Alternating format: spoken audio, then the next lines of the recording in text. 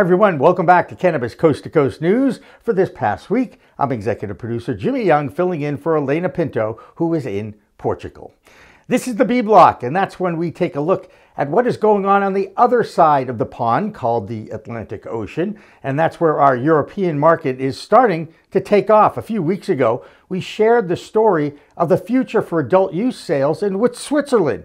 Well, now that country is looking at a country-run operation designed to be a non-profit in order to control costs and meet consumer demand. Cannavigia is the company that was part of that country's pilot program and now has a 10-year contract with the Swiss government to be in control of the entire market.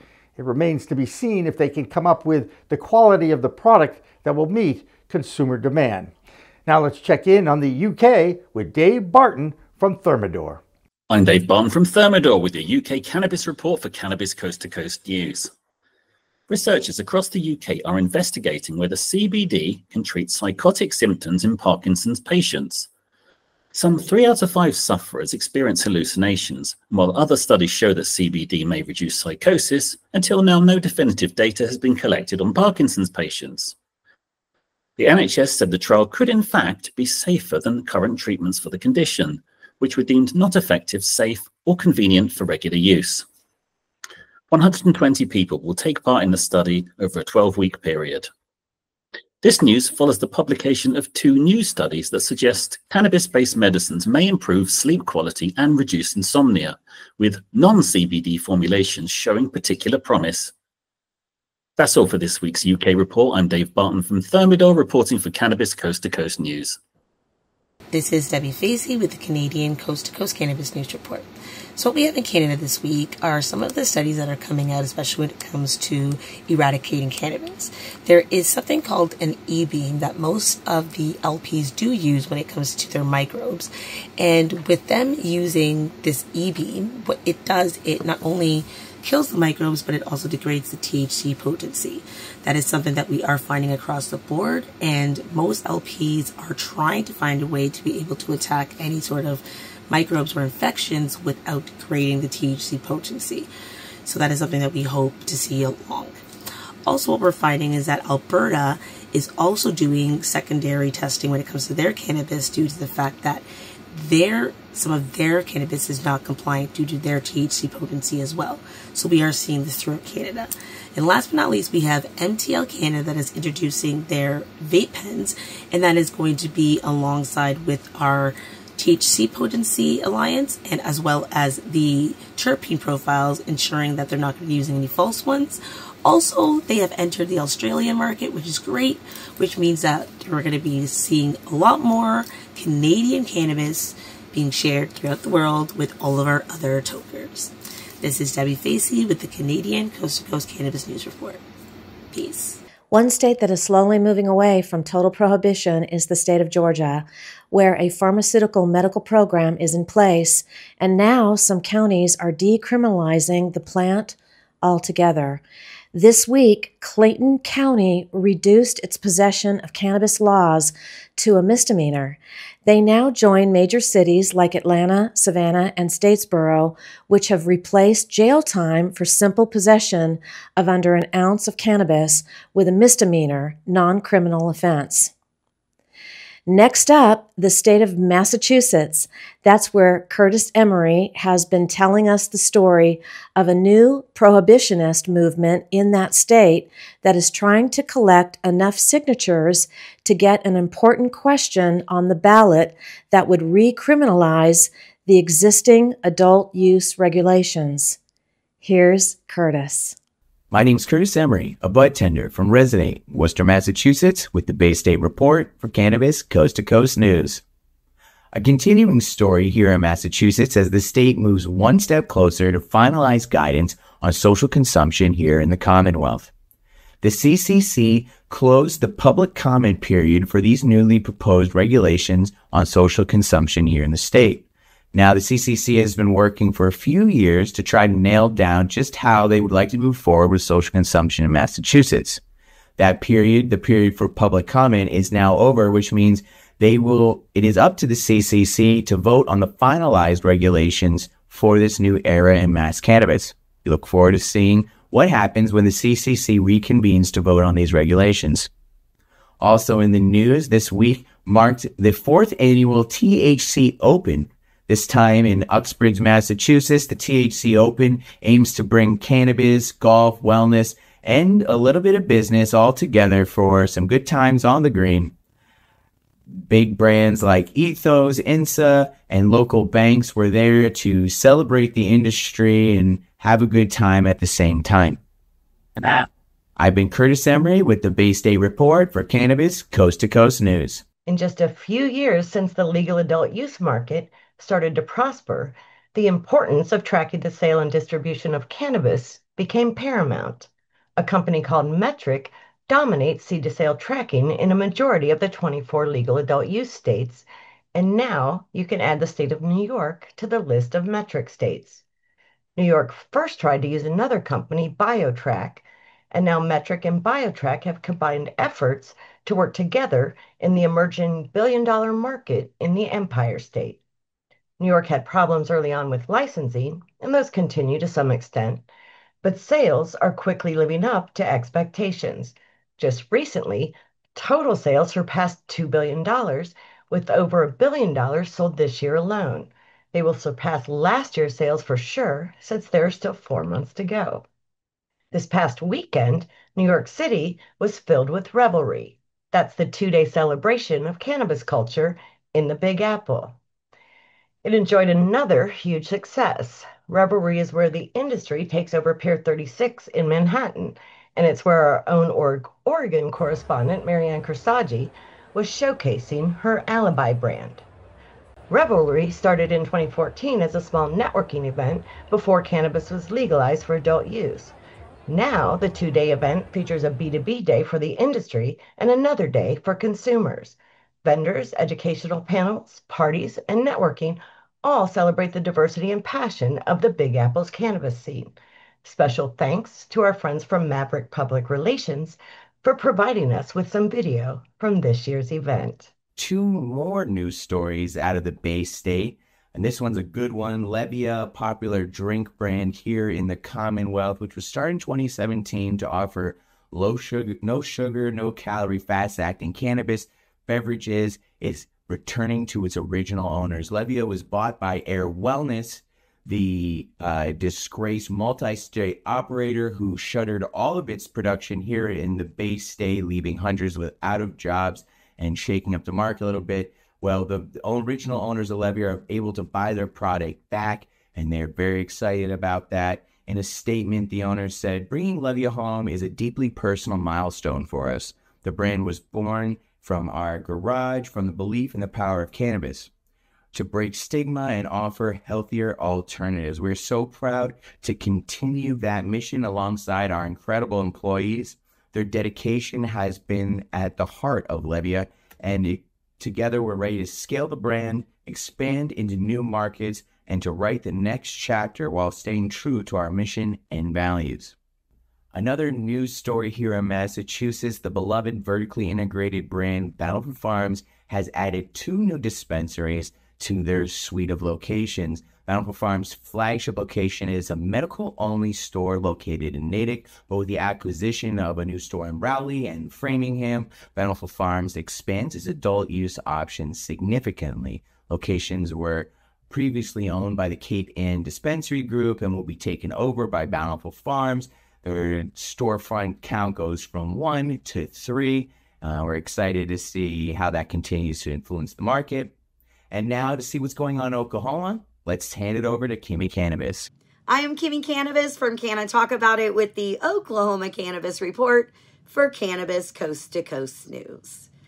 Oklahoma cannabis culture continues to shine thanks to passionate advocates and influencers across the state. This past weekend, we brought our podcast to the community event Harvest Fest, where we sat down with voices helping to break the stigma. 2 inspiring canna moms, Kimberly Green and Heather Hudson, better known as the Giggle Twins, reminded us why home growing is so important, especially for keeping consistent medicine available for their children who are patients. Christopher Wright highlighted how far cannabis education has come, reminding us that you can now earn degrees in cannabis studies and gain knowledge on all the cannabinoids, not just THC and CBD. Mario's Mixed Media shared his vision for a future self-sustaining farm designated to double as an addiction recovery option, combining healing with sustainability. And Randy Kay is adding a holistic twist to the culture with unique events like Wake and Bake Yoga, creating a welcoming space for wellness and community. A special shout out goes to Debbie Wood, who was honored with the award for Favorite Activist. She spends countless hours collecting signatures and doing the hard work needed to move cannabis legalization forward here in Oklahoma. Each of these influencers and advocates is helping break the stigma. And as a canna-friendly hair designer myself, I'm personally grateful for the work they're doing to normalize plant medicine in everyday life. That's it from Canna Talk About It for Cannabis Coast to Coast News in Oklahoma. I'm Kimmie Cannabis. Peace, love, and all that good stuff. Pennsylvania lawmakers are still in search of the right mix of reforms to help launch their adult use market. However, the state does boast a very vibrant medical cannabis community. The Keystone State has 191 medical dispensaries, which services over 400,000 medical card holders. Now, one of those dispensaries, owned by Green Thumb Industries called Rise, is facing labor unrest. Employees of Rise are looking for fair treatment and better wages and have reached out to Teamsters to unionize. As of late, however, employees are claiming that labor talks need to break down because the company isn't acting in good faith. Now, with many states that look at budgetary shortfalls, Michigan chose to solve this problem through increased taxes on cannabis products in the state. More on that story and how the state covered the shortfall, we turn to Amy Carter, whose Michigan report is now sponsored by Wally's Wonderland Customized Humidors. This is mold on wheat bread. This is mold on weed. And this is what this Wonderworld plant is supposed to look like. Do you want to make sure this never happens to your precious flower? Check out the homemade humidors by Fenton, Michigan craftsman Gregory Johnson.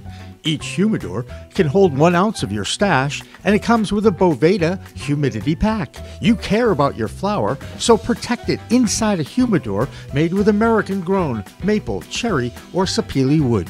Check out their website at wallyswonderworld.com.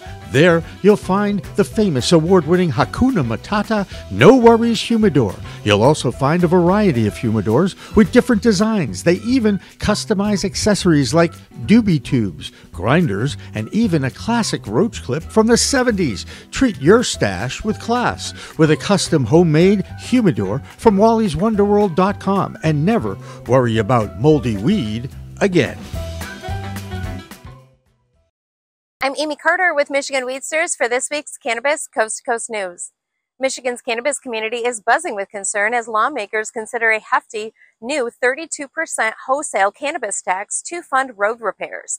This proposed tax could hit the wallets of consumers and businesses, threatening to undermine the industry and drive people back to the illicit market.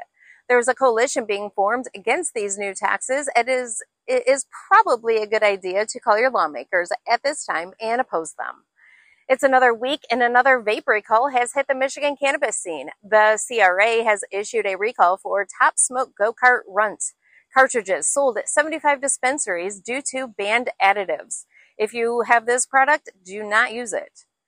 Workers at Exclusive Ann Arbor are now in their second week on strike, making a bold stand for fair labor practices. All eyes are on this rare unionized dispensary as the workers fight for a better deal. The 5th annual Harvest Rally in Lansing was a huge success, bringing together the Michigan cannabis community for a day of advocacy and celebration. The energy was electric as supporters rallied for small businesses, patients, caregivers, pushing for a brighter future for the cannabis industry. On September 25th, visit our sponsor Wally's Wonderworld at Hazy Holes Cannabis Classic at Indian Hills Golf Course on Saturday, September 27th at 9 a.m. I am Amy Carter with Michigan Weedsters for this week's Cannabis Coast to Coast News. The Michigan Report is sponsored by wallyswonderworld.com. One of the most contentious issues that faces the cannabis industry is the challenge that lawmakers and law enforcement have when identifying cannabis-infused drivers. Being able to tell which drivers are impaired and which ones are using the plant medicine responsibly is a legal issue that is still very much up in the air since the plant stays in your system for 30 days. Of course, if you happen to be one of the 20% of people in adult use states who consume it daily, your tolerance will be a lot stronger than newbies or first-timers. Now, the University of California at San Diego did a controlled research study on impairment by regular users after 2 days of abstention. Many in the industry call any break from regular daily use a tolerance break. The study concluded that drivers showed no impairment after 48 hours after their consumption. Now, let's check in with Jenny Germano with our Colorado report for this week. I am Jenny Germano with ICS Consulting. This is the Colorado report for Cannabis Coast to Coast News. A new lawsuit in Colorado is challenging how the federal government is monitoring cannabis businesses. At the center of the case are questions about whether the IRS is stepping into the role of drug enforcement, something critics say it's not supposed to do. It could have big consequences for how cannabis businesses are treated nationwide. The case was filed by a dispensary located in Rifle, Colorado, on the western slope, and it accuses the Internal Revenue of doing more than just reviewing their tax returns. The claim is that the IRS has been used as an investigative arm for the Department of Justice and the DEA, issuing broad summons and conducting what the plaintiffs call mass audits of cannabis operators. Attorneys for the dispensary argue that this practice violates federal restrictions. Congress has specifically prohibited the DOJ and DEA from spending money to interfere with state, medical, and adult use cannabis programs. The lawsuit suggests that the IRS is being used as a workaround, gathering evidence that the drug enforcement agencies can't collect directly. The IRS strongly rejects those claims. In its response, the agency called the allegations illogical and baseless. Officials insist that the audits are focused on whether these businesses owe additional taxes, not about prosecuting drug crimes. They also pointed out if the DEA wanted to bring criminal charges, it could do so more directly without relying on tax records. This lawsuit shines a spotlight on the ongoing clash between states and federal law. Colorado legalized medical cannabis more than 2 decades ago, and adult use sales have been allowed since 2014.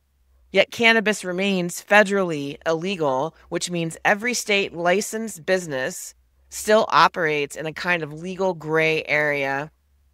The outcome of this case could help determine how far federal agencies can go when investigating the industry and whether cannabis operators have additional protections when they are following state law. For now, the lawsuit is moving forward, and many in the industry are watching this closely, because the decision could set a precedent for cannabis businesses well beyond Colorado. I am Jenny Germano with ICS Consulting, reporting for Cannabis Coast to Coast News. Well, that will do it for the B Block, or second section of Cannabis Coast to Coast News for this week. Coming up, more state reports and a story of an MSO based in Massachusetts that is dealing with $1 million fine by the IRS and the impact on its operations in Illinois. Cannabis Coast to Coast News continues after this.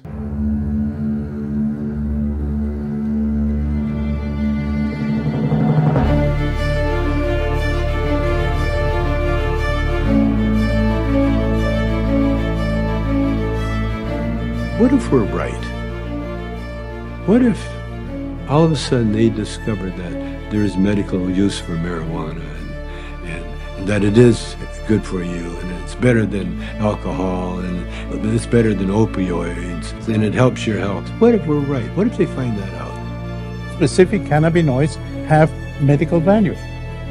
These are facts. I'm here today in hopes to assist in removing the demonized stigma of cannabis and the perception that cannabis is just about getting high. The true base of this plant has to be known. I don't think anybody should ever go to jail for cannabis. Get some medicine, and everybody should have access to it. This is something which, at the very, very least, is the key to alleviating suffering and extending life for millions of human beings. Right? For returning some kind of balance to our society, and quite possibly of restoring our planet's natural balance as well.